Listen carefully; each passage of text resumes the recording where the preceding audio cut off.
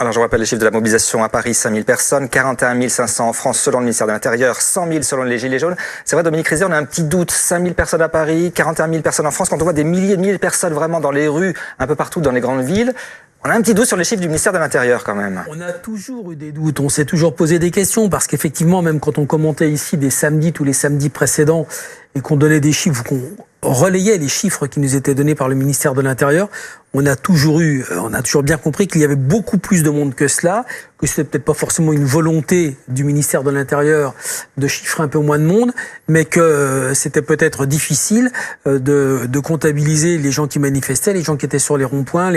Mais bon, à l'évidence, il y avait beaucoup plus de personnes. Alors les chiffres, je reprends ce qu'a dit tout à l'heure Jérémy Clément, il parlait de ces chiffres et il citait quelque chose, il disait voilà, Emmanuel Macron 1m70, 1m85 selon la police. Ah.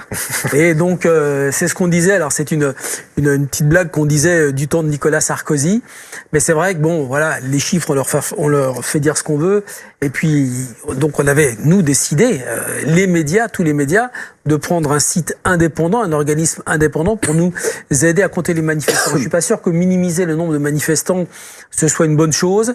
Et je suis pas sûr que donner des chiffres, alors là, à ce compte-là, il vaudrait mieux que le ministère de l'Intérieur ne donne aucun chiffre, ce serait beaucoup mieux.